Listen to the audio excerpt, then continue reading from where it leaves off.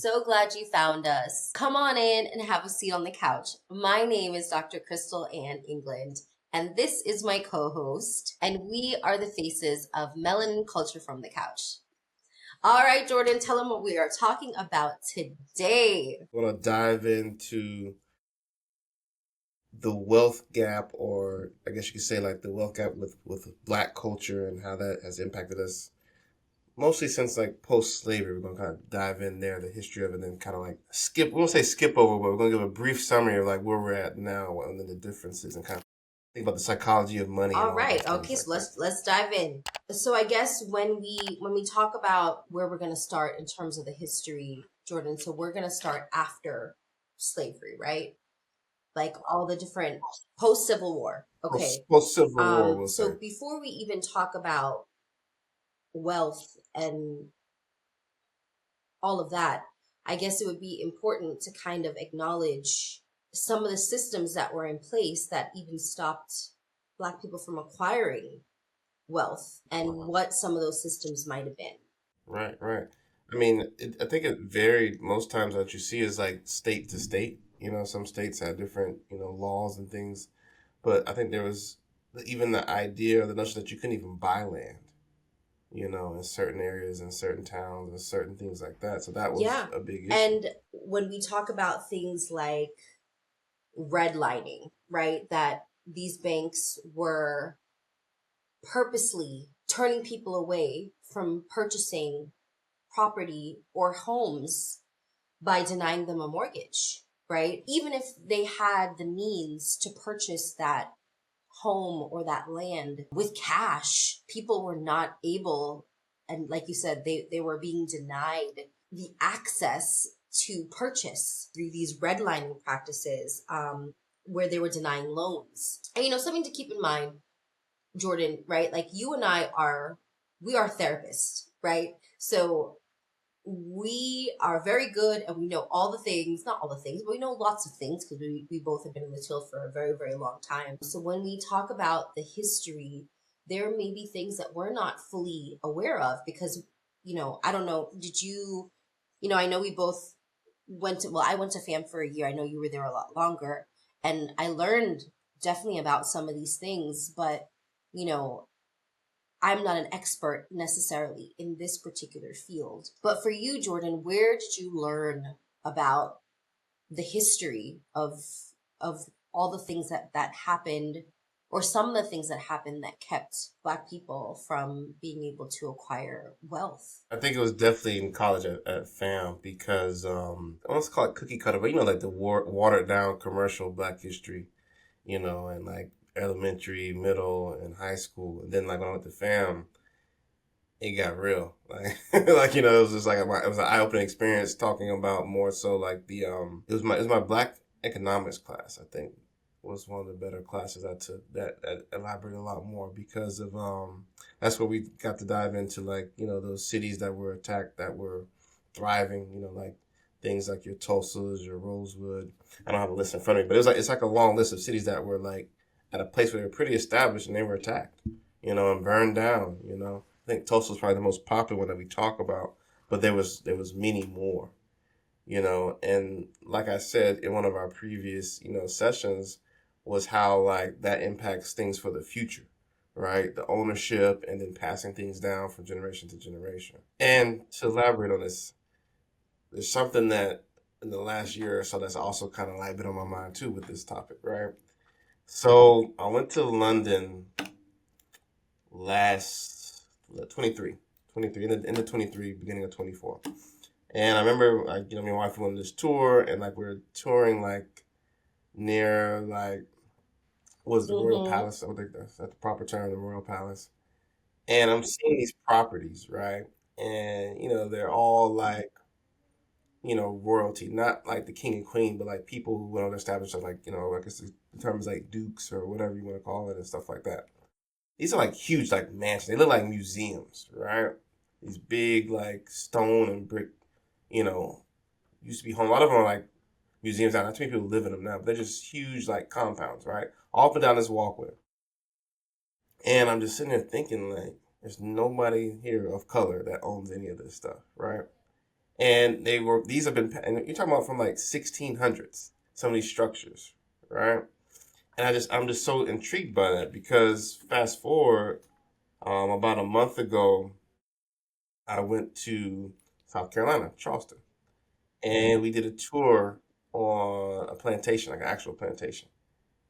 And to go from that to go to a plantation and to see where slaves actually lived, right?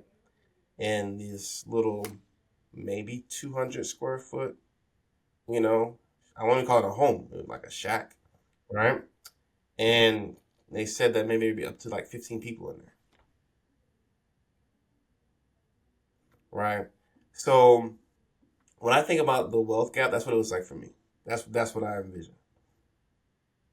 And it's like one of those things where people say, "Oh, we need to like close the wealth gap or do this and do that," but we're talking about hundreds and hundreds and hundreds and hundreds and hundreds of years of discrimination, disparity, and like lack of inequality. Not saying that we don't need to do things differently or don't need to kind of fight for change or continue to educate and do things better, but when you talk about like a real like race that was it wasn't a chance that you trying to win for a long time. That's and it was done that way It's so purposely. interesting, Jordan, because as you're saying all of that, oftentimes I feel like, especially now when you try to have these conversations, sometimes you'll hear white people say things like, "Oh, well, I'm not my grandmother," or "I'm not my grandfather, and I didn't do these things to Black people. So, like, why should I be punished, or why should I, get the bad name of like what my ancestors did?"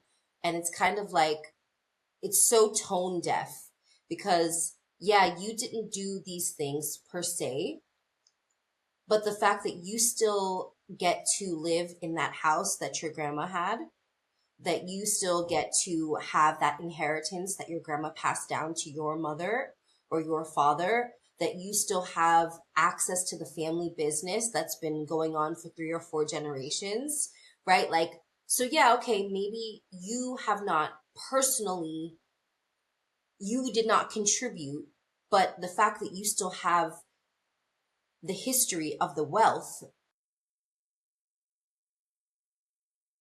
how can I say? I think of it this way. So years ago, there was this scientist did this study, right? And because I feel like a lot of times people will say, well, like, why don't Black people just get up and like fix this? Black people just need to like figure out how not to spend. All they buy is Jordans. They need to stop buying Jordans and like stop buying fancy cars, and they just need to like save their money and fix this, right? And I can't help but think, and I know this is like a very simplistic example I'm about to give, but I'm just trying to illustrate how. Okay, so go with me for a minute. They did this experiment and they did it with mice and they also did it with fleas. So the mice, they had them in a cage and the door was open, and the mice would go and come out of the door whenever they wanted. Then they started shocking the mice when they went to get out of the door, right? So now over time, the mice stopped trying to get out the door at all, right? But here, that's not even the interesting part. The interesting part is when these mice had babies, do you know that the mice babies never tried to go out of the open door? So now they did a similar thing with fleas. They had fleas in a container and they had the lid off, and the fleas would just jump out of the container, right? Then they put the lid down for some time. And when they opened the container, do you know the fleas never tried to jump out? So when people say, "Oh, Black people just need to hurry up and like figure it out, and they need to stop wasting their money on these things and that things," we are talking about something that is so much bigger here, right? Which is why I think you and I are having this conversation, because this is literally about psychology. That we're part of it, we're talking about epigenetics, which is that as Black people, unfortunately, we have had situations that because every time we've tried to move forward, we've had people like shock us back, right? And so over time, what happens is that yeah, there are the select few who will still be like, okay, you shocked my ass and I'm still going to try to run out of here, right? Because there's always those few, but majority of people are just going to be stuck. So I think like how do we even begin to, is it possible? I know it's possible, but how do we reverse this idea that we can move forward in spite of everything that has happened in the past? And I don't know if you can answer that, but what are your thoughts on that, Jordan? What was learning that the experiment you were talking about is like trust, right? Like there was a lack of trust in the system, just like there's a lack of trust now in many systems. But I think that as you still have to kind of educate yourself in understanding the systems, but also be aware that there may be times or instances where they move that what's called that finish line, or they try and shift the system so it doesn't benefit you anymore. We're seeing that now, and certain things. So, but there still will always be like that power of education and power of learning certain things, whether it's like through real estate or through the stock market and investing. There's always going to be that knowledge there. Those systems are pretty much the same. You know what I'm saying, for the most part. But I think that's where the key is, like just having that that wealth of knowledge there, and that's where we need to kind of put our money into, and to make that work Yeah. for us. And I think I think you're absolutely right, Jordan. And what I think, this is such a complicated topic because there's so many different systemic things that have been in place in order to stop Black people from acquiring wealth. And I know this is going to sound crazy, but I'm going to say it. My husband and I have this conversation all the time.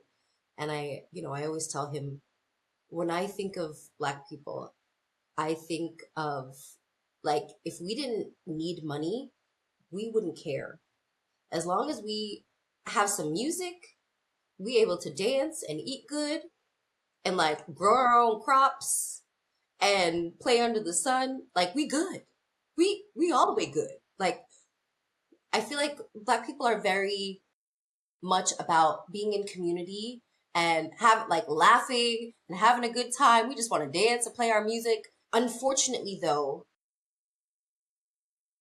because of all the systems that have been in place, it's like we've gotten away from the simple things that just bring us joy. Like we really don't need or want much other than just to be with each other and to have fun and have a good time. Like we're not, Mm-hmm. and this might be my own bias, right, of like coming from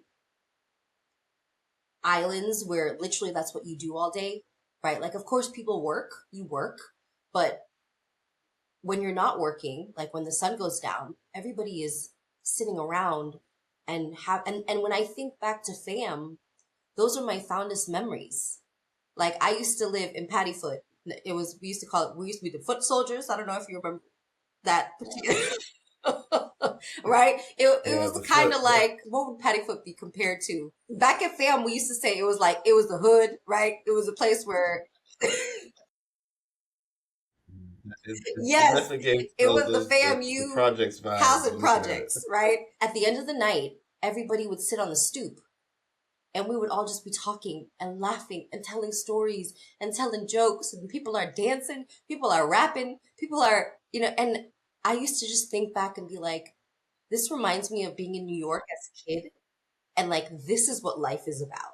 Like this right here, what we're doing, which is absolutely nothing but laughing and being silly and just being in community. That's what I think of when I think of Black people, right? Is community. And I don't know how we can ever get to, or like what steps really. And I'm so interested in hearing from our viewers their opinions, because I think this is just the beginning of a very long conversation that we can continue to have about what we can do as Black people to get us to a place where we can build that generational wealth and we can get back to doing the things that we've always done, which is be in community, right? Because I feel like part of the reason why we don't necessarily have that in our own neighborhoods is because everybody's working. Nobody has time, right? Like no one really has, the only people that have time are people who have money. Like, let's think about that, right? Like, or unless you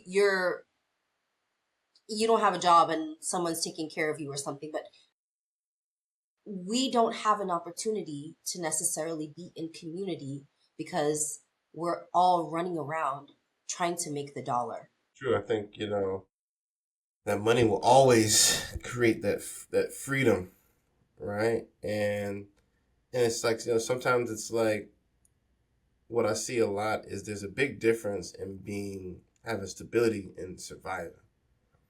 Right? When your mind is in survival mode, you're not trying to think about a year from now, 5 years from now, retirement. You're thinking about my next meal, making sure my bills are paid, and those type of things, necessities.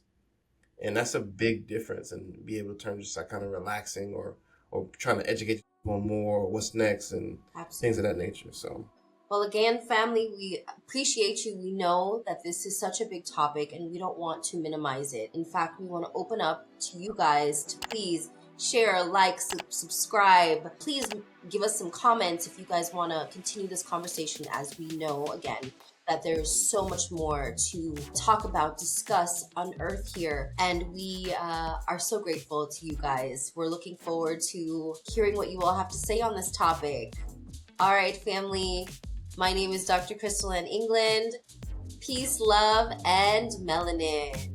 peace.